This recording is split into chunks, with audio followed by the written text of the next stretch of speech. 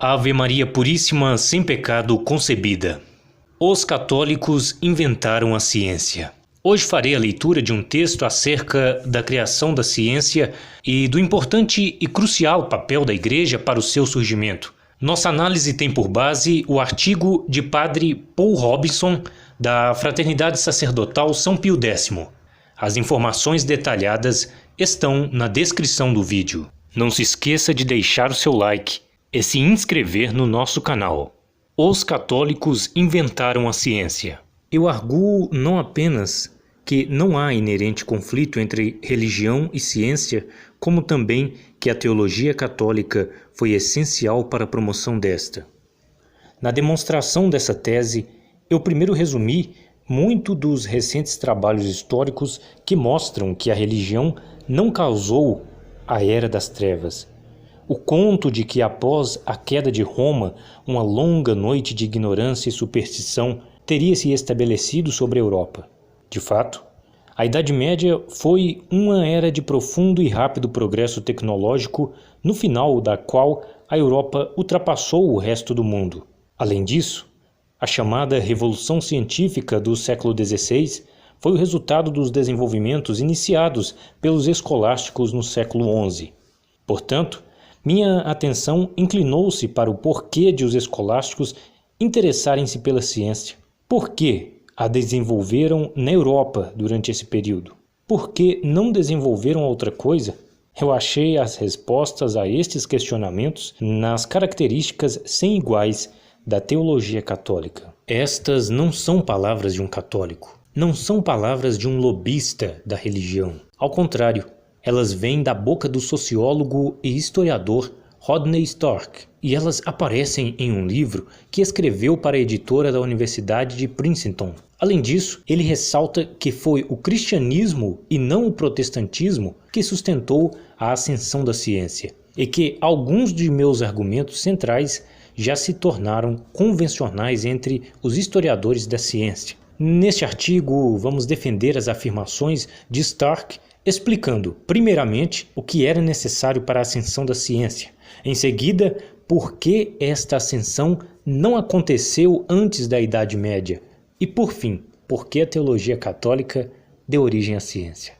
As demandas da ciência. A ciência, como conhecemos hoje, possui um específico método para a investigação da realidade que envolve conduzir experimentos na natureza, medindo e quantificando os resultados, formulando teorias sobre suas leis baseadas nessas medições. A razão pela qual podemos falar de nascimento da ciência é que esse método não existiu durante a maior parte da história do mundo. Durante esse tempo, ninguém viu a necessidade de escrutinar a matéria de perto e ninguém viu o quão útil a medição e a matemática podiam ser para a compreensão do tecido do mundo cósmico. Desde que o método científico foi inventado pelos escolásticos medievais católicos, quase todos clérigos, foi empregado com retumbante sucesso para o avanço do conhecimento humano. A causalidade das visões de mundo. Antes de abordarmos o sucesso, precisamos examinar a falha. Por que levou tantos séculos para os humanos iniciarem sistematicamente a quantificar as propriedades e movimentos dos corpos físicos? A resposta curta é: eles não tinham a ideia correta acerca da realidade, a correta visão de mundo. Se o intelecto humano é frequentemente referido como o olho da mente, a visão de mundo pode ser pensada como sendo a lente do olho da mente. É através desse filtro que o intelecto vê a realidade. Assim como uma lente pode modificar a visão de uma pessoa, fazendo objetos parecerem maiores ou menores, ou tornando-os mais escuros ou todos de uma mesma cor, a visão de mundo de uma pessoa pode distorcer o que ela vê na realidade ou mesmo impedi-la de ver certos fatos. Em seu livro Science and Creation, Padre Stanley Jack sistematicamente analisa as visões de mundo de muitas civilizações que falharam em dar nascimento à ciência empírica.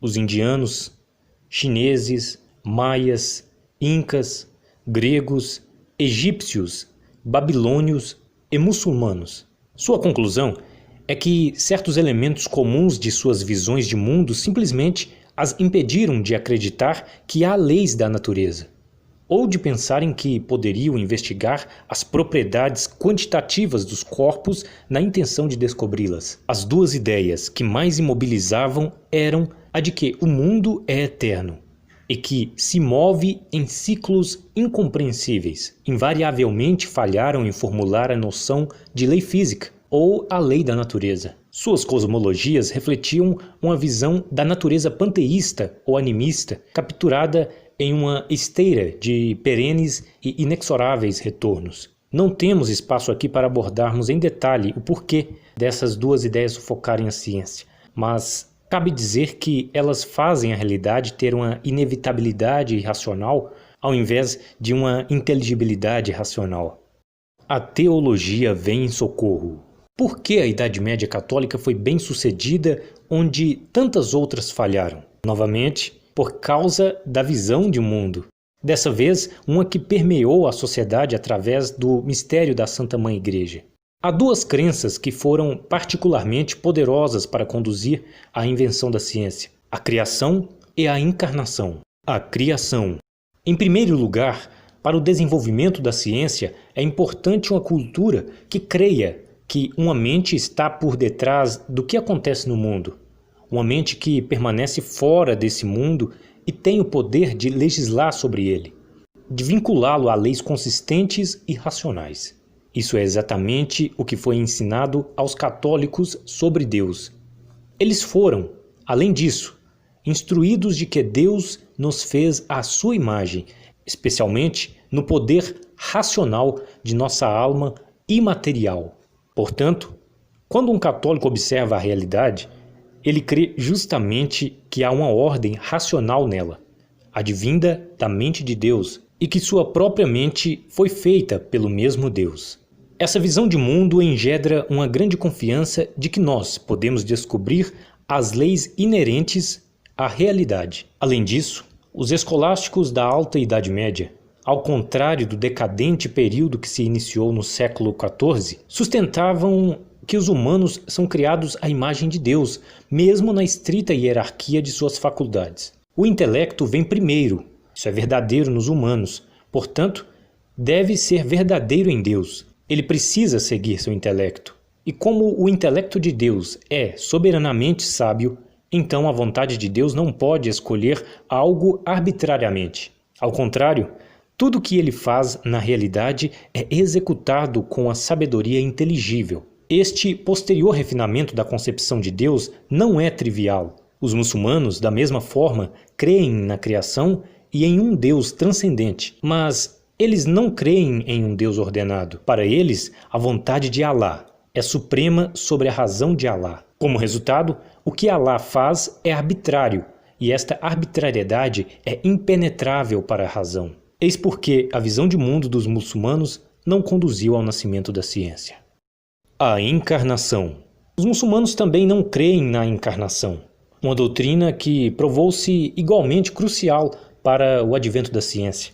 Para fazer ciência, como mencionamos, é necessário realizar experimentos com as coisas materiais, mas as coisas materiais não têm inspirado historicamente muita confiança nos pesquisadores. A razão para isso é que elas estão constantemente mudando. Assim sendo, elas parecem representar o oposto da consistência e regularidade, o oposto da lei. Eis porque os muitos povos não católicos que precederam o advento da cristandade pareciam dar pouca atenção à possibilidade de usar experimentação para entender a realidade. Os católicos, por outro lado, tinham que abordar a matéria seriamente, não apenas por ter sido criada por um Deus racional, mas também porque este mesmo Deus assumiu um corpo material, morreu e ressuscitou em um corpo material, e hoje reina no céu com esse mesmo corpo material.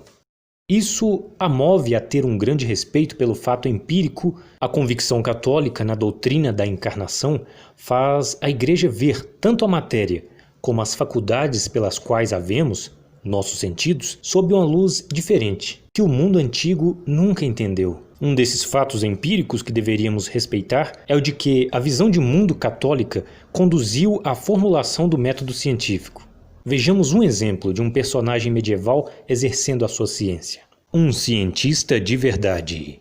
Uma das figuras que manifestaram a nova, medieval, aproximação para o entendimento da natureza foi Robert Grosseteste. Ele foi bispo de Lincoln, Inglaterra, e viveu de aproximadamente 1168 a 1253. Dom Grosseteste lançou mão de experimentos como parte integral de sua investigação, insistindo que o conhecimento preciso sobre a natureza não pode ser obtido sem o uso da matemática, e sustentando que era função do cientista formar hipóteses sobre a causa do fenômeno estudado. Apenas quando o cientista controla suas observações de modo a eliminar todas as outras possíveis explicações, ele estará apto a concluir que sua hipótese está correta. A metodologia de Dom Grosseteste é efetivamente idêntica ao método científico que conhecemos hoje.